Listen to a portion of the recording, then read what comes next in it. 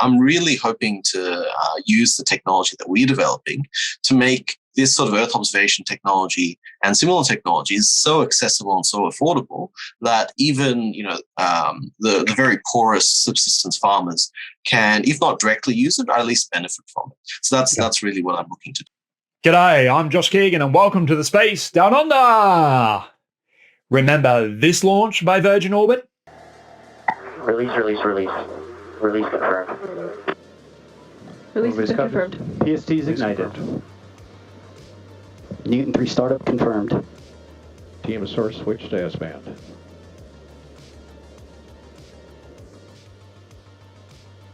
Copy that, I'll see you later, burn. Cosmic Orbit Base also verified fairing set nominal. We have confirmation of fairing separation, a video of the payloads on their way. Did you know there was an Australian-built payload on a satellite on the very first launch of Tubular Bells? I didn't. That's right, on the 30th of June 2021, Virgin Orbit's 747 carrier aircraft Cosmic Girl took off from the Mojave Air and Spaceport carrying an Australian-built payload and LauncherOne, flying out to a predetermined launch site over the Pacific Ocean, around about 80-odd kilometres or 50 miles south of the Channel Islands. LauncherOne propelled itself towards space, deploying its payload into an orbit approximately 500 kilometres above the Earth's surface. Not only did this mark the second successful launch of LauncherOne, but it was also a massive step forward for a small Aussie startup called Spiral Blue. I was amazed and, quite frankly, stunned that there was a payload from Australia on this launch.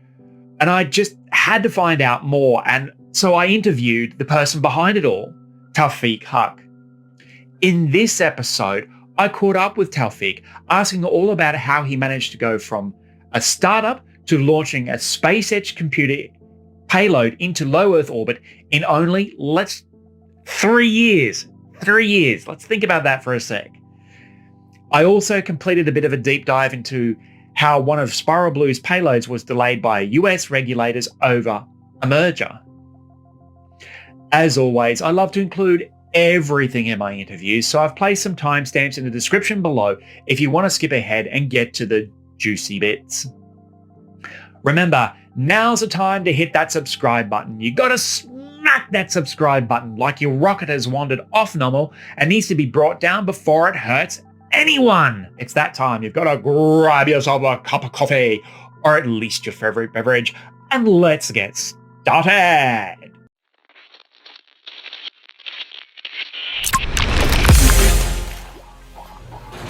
Lockdown. It's been quite a journey. We were originally supposed to launch our first payload into space December last year, but that was flying with, it's flying with the same company that we're flying with on the satellite this time, which is Sat Revolution. But they selected Momentous, which is one of these launch rideshare type providers, who are in turn flying on SpaceX. So we made it on time, Sat Revolution made it on time, SpaceX was obviously going to be on time. Momentus had some serious issues and are still having some serious issues that have blocked their first launch. So our payload and the satellite it's on are still sitting on the ground in some warehouse somewhere in Florida or something. So that's the story there. It was going to go up in December, then January, then June, and now it's unknown when that'll be going up. So that's a bit of a fun thing there. And so these first payloads that we actually launched on the 1st of July were supposed to be our second launch, but So I had a bit of a look and a bit of investigation into Momentus Space to find out exactly what was going on. So Momentus Space was not able to launch because it didn't have approval from the FAA. The FAA was unable to grant their launch license as their internal structure presented national security concerns. In July 2021, Space News reported that the SEC had alleged that Momentous and its Russian co-founder and former chief executive, Mikhail Kokorich, had misled Stable Road about the state of technology as well as national security issues involving Kokorich personally.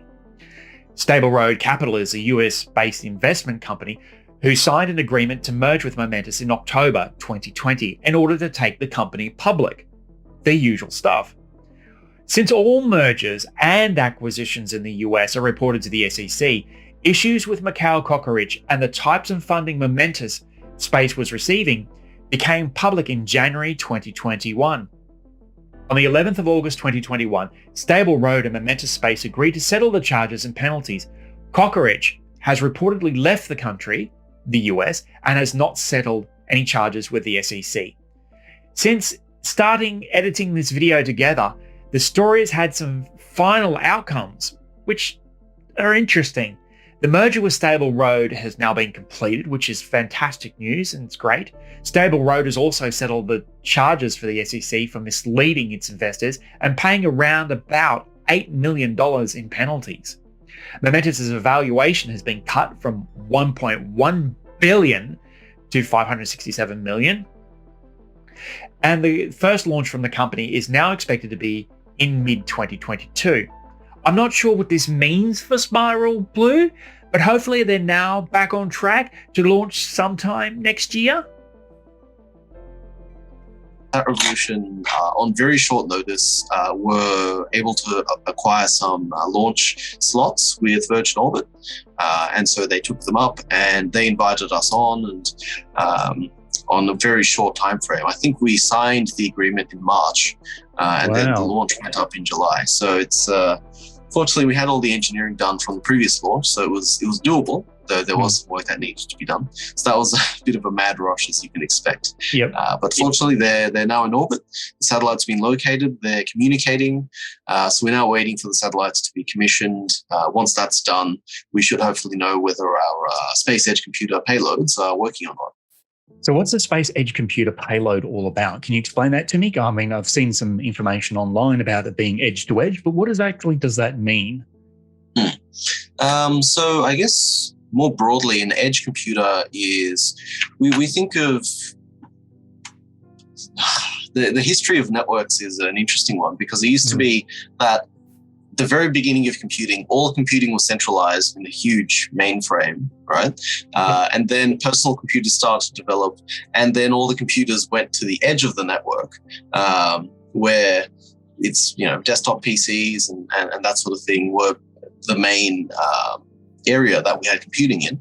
And then things started to centralize again with cloud computing, where now we have these huge servers, all over the place, run by Amazon and Microsoft and Google and whatnot, that just run everything essentially on the internet.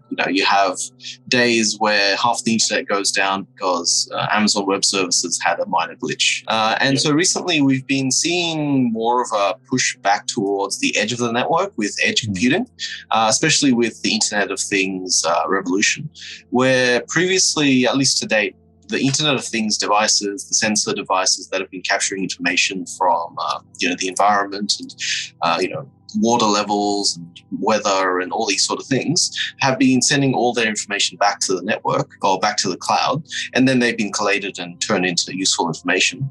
Now there's real demand for these edge devices, these edge sensors, to have a lot more processing power, because they are collecting so much data that it's actually becoming quite difficult for this data to be sent back in a raw format. So there's more of a demand to actually process some of that at the edge. And if we consider the satellite as an edge device, it's like at the edge of space or the Earth or whatever we want to call it.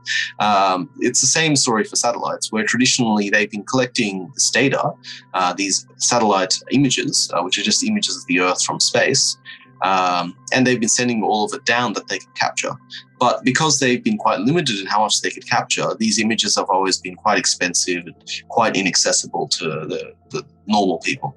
And so you've always had this sort of trade-off between programs such as Landsat and Sentinel, which are big government-funded programs where they provide the data free to everyone, and they collect all the data that they do send down, or they send down all the data that they do collect.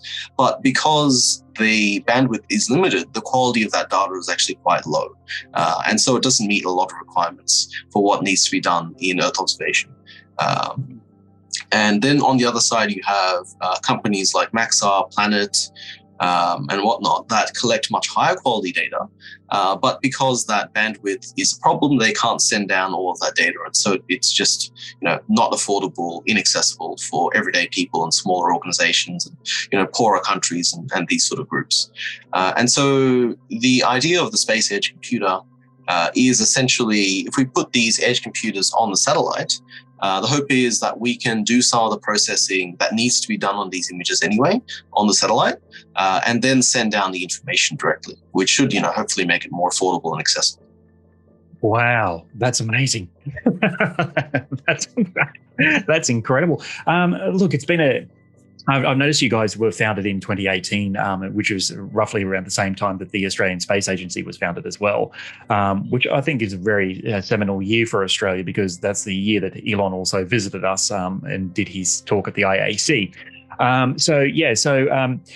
For a small startup to actually go from this startup to getting the hardware in space, how is that possible? How? Well, I have to speak frankly. I received a lot of support from my parents, and I think this is something that goes underappreciated in a lot of these sort of successful entrepreneurial journeys, where you see, Jeff Bezos and Mark Zuckerberg. They both had very well-off parents that were able to provide some of that initial seed funding, and certainly we're not that well-off. We're not my parents aren't high-power lawyers or anything like that with millions of dollars to throw around at cool projects or anything like that. But I actually spent a lot of time just spending my own money on this project. I actually started in late 2017, formally started the company in late 2018. So a lot of it was just my time, my own cash from teaching at uni and that sort of thing. And then in 2020 actually, 2019 and 2020. When I started to win grants, such as the New South Wales MVP grant, I said to my parents that this grant is matched funding, so you have to put in $1 to get $1 from the government. And I said, if I win this grant, would you be willing to fund the other half of it? And they were like, yeah, okay, seems reasonable. It's a government grant. If you win this, that would be pretty cool. Yeah. Did win it. That was amazing. Got that funding and paid ourselves for a little bit and did some cool work, such as radiation testing some computer hardware down at the Australian Nuclear Science and Technology Organisation. Oh, wow. And after that, managed to get some additional funding. Basically said that I found, so there were more grants, and originally the idea was we'd apply for another grant and go from there and get some more funding to match that grant. But having spent a lot of time trying to find opportunities to launch our hardware to space, I actually found there were opportunities that were so cheap that we actually didn't even need any grants like that. Wow. And so I was able to essentially convince my parents that, hey, if we launch this and it's doable on, it's obviously not cheap or anything, but it's still a significant portion of cash. If we were able to do this, myself and my partners will be one of the few people in Australia that have actually launched hardware to space. So, even if the company dies, I'll be quite well placed, and finding another job if necessary. And they were like, I guess. So I'm incredibly thankful for that. Unfortunately, since then, we've won more opportunities like a defense contract and an Australian Space Agency grant as well. So we've been able to self-fund more recently, yeah, that's fantastic. And like you said, yes, you are one of the few companies in this country to actually have launched to orbit, and the pathway to orbit seems to always be convoluted and a little bit longer than anyone expects. So my question to you as well is coming back to the origin story of the company. Why Spiral Blue? As in the name? Yeah, the name. Why the name? So it's quite simple, really. I see the spiral as a symbol for the advancement of humanity, and the color blue is representing the Earth. And originally we were thinking spiral Terra, as in TRRA, But if you say it a bit too quickly, it sounds a bit terrifying. Sounds like we're in a very different business line, which I obviously wasn't too keen on. So I went with blue. So you can imagine there might be a branch office in the future called Spiral Grey or Spiral Red on certain other worlds. That's wow. Wow, mate, dream big. Oh, I'm impressed.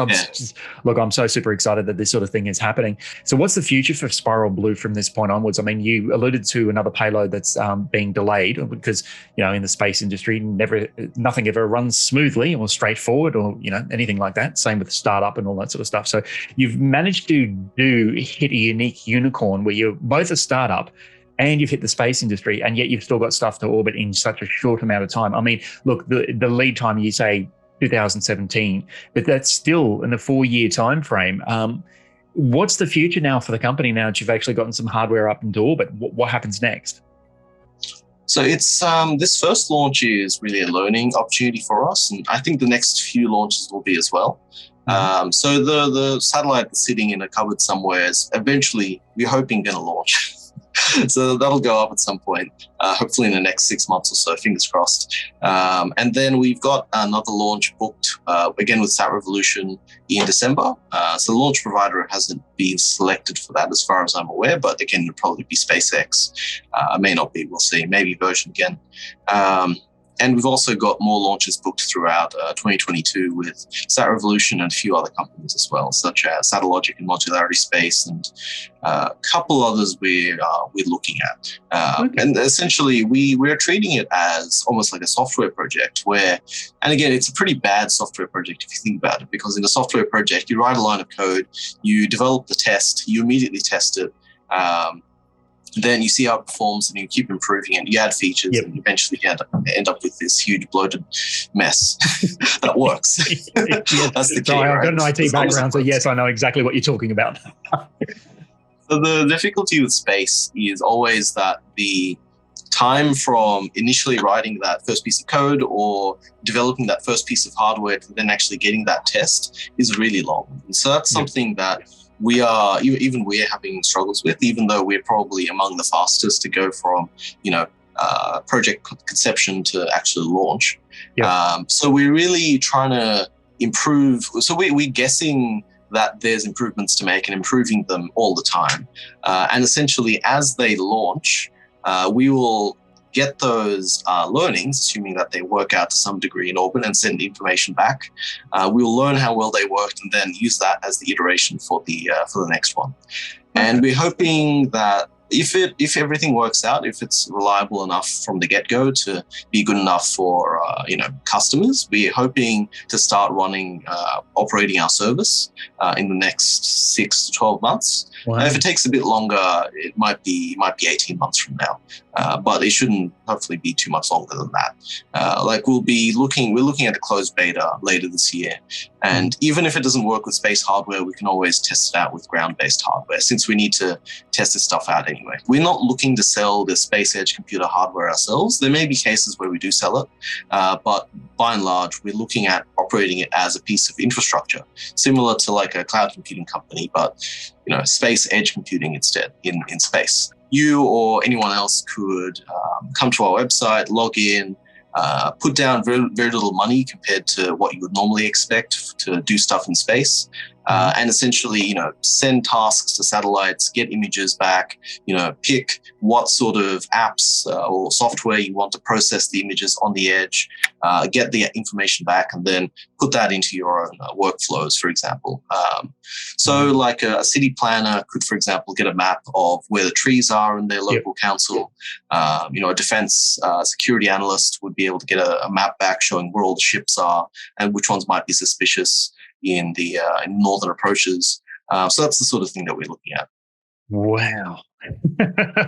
That's amazing. Just a quick question, and this is a side question from all the others, was with all the launch providers, have you ever started considering the sovereign launch capability? How long do you think we would be? We're away, and this is just personally, how long do you think we are away from actually launching ourselves, and will it be Gilmour's? Yeah, that's definitely not a leading question. Not at all. With sovereign launch, Yeah, with sovereign launch, I do think it is important. I'm always of the perspective that Australia is in a position where we are a higher cost country.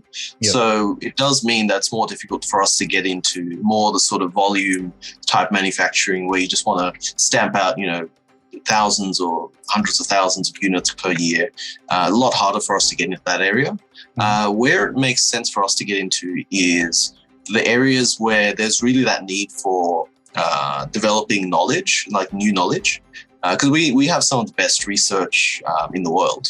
Like if you look at our population versus the number of papers and patents that we produce, it's just ridiculous how much knowledge we come up with, and yet it's not really being used. And this is certainly not a new thing, right?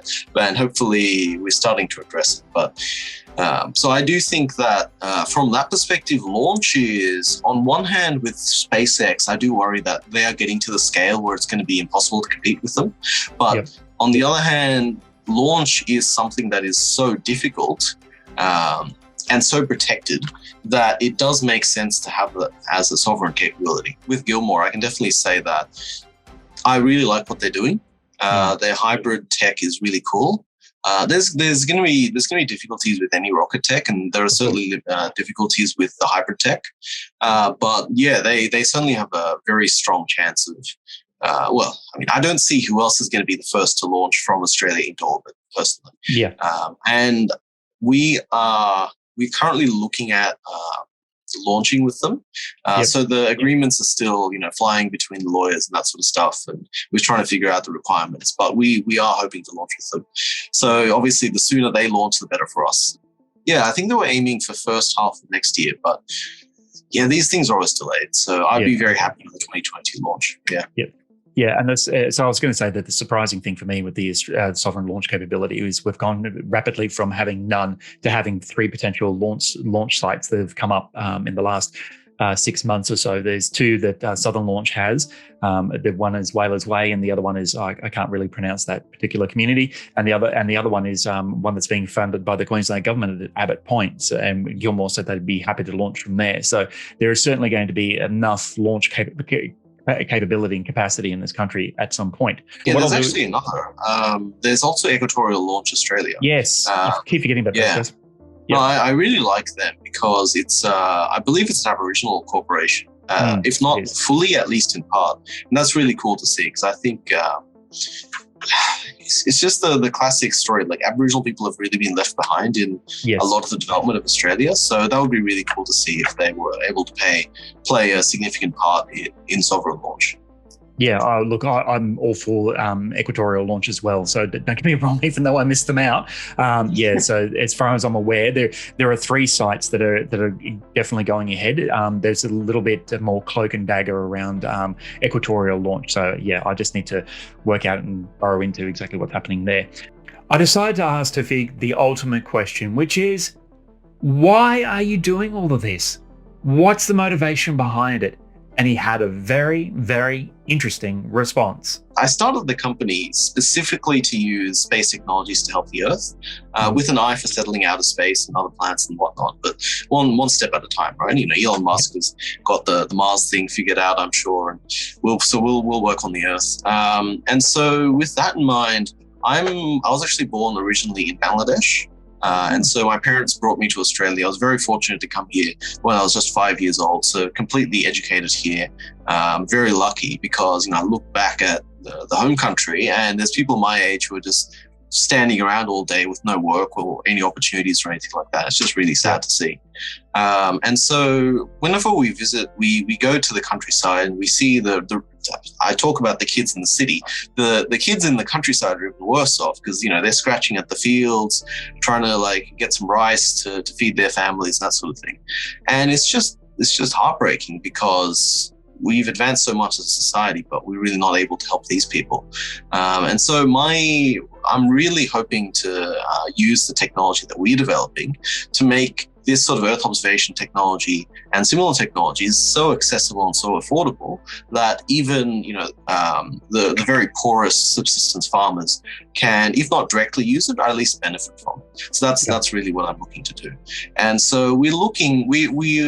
working really hard to find projects where we could actually get into that sort of work, but obviously it's very difficult. So if anyone's out there that would be interested in something along those lines to work in developing countries to advance, precision agriculture or, climate change mitigation or natural disasters or anything similar, please feel free to let me know. Get in touch.